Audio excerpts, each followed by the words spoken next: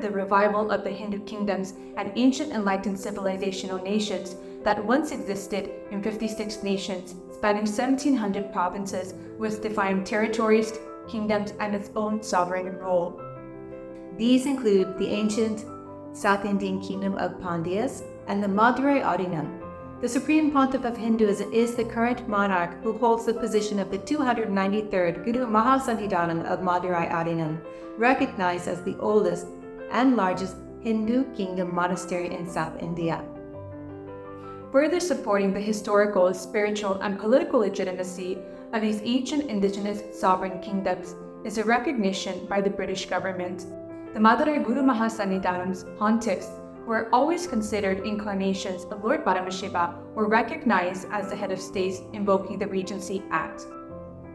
The present-day reality is that there is no designated Hindu nation or homeland to preserve authentic Hinduism until Kailasa, a result due to centuries of colonialism, persecution, annexation of territories, and Kailasa stands as a unique spiritual nation with a historical foundation, defined territory, and the mission to revive and preserve authentic Hinduism and the ancient enlightened Hindu civilization.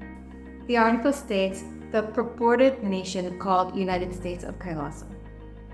Kailasa may be less recognized compared to other states, but that doesn't deny the people of Kailasa from exercising their fundamental human rights and political rights of building diplomatic relations and recognition. People with a common origin, history, language, culture, customs, or religion can turn into a nation through the awakening of national consciousness. A nation can exist even without a state, as exemplified by the stateless nations, and citizenship is not always the nationality of a person. The United Nations International Covenant on the Civil and Political Rights ICCPR, recognized by 178 nations, in its very first article states, number 1, all peoples have the right of self-determination. By virtue of that right, they freely determine their political status and freely pursue their economic, social, and cultural development. Freedom of religion is also an undeniable human right. These are rights being exercised by all of Kailasa's citizens. In the wake of transnational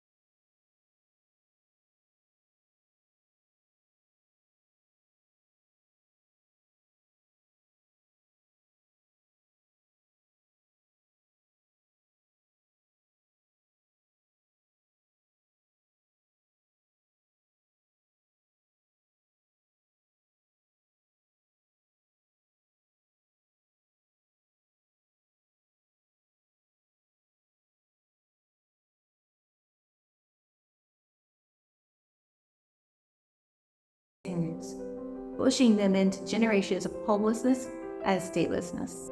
Lastly, the article falsely reports the signed Memorandum of Understanding, the MOU. In fact, this document was not an MOU, but a proclamation. The media is amplifying and sensationalizing this narrative, distorting its actual significance.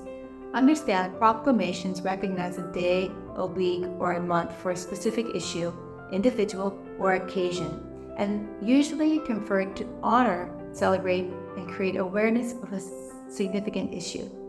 This proclamation serves as a declaration to recognize the obvious and immense work the Supreme Pontiff of Hinduism has contributed to humanity through Hindu-based contributions and education, food, health, and other humanitarian initiatives he spearheaded, not to mention recognize the untold Hindu genocide and the Hindu persecution, which was presented for the first time ever at the UN Geneva Headquarters Forum on Minority Issues in 2021.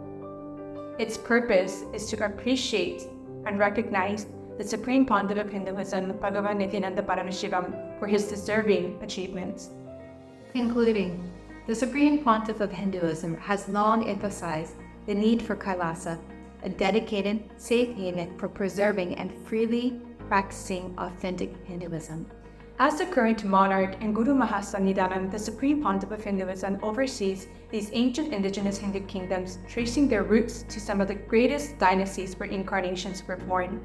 It is unfortunate the media and paid actors have sought to delegitimize the Supreme Pontiff of Hinduism despite the wealth of evidence and legal documentation supporting his identity and role in preserving these historical legacies.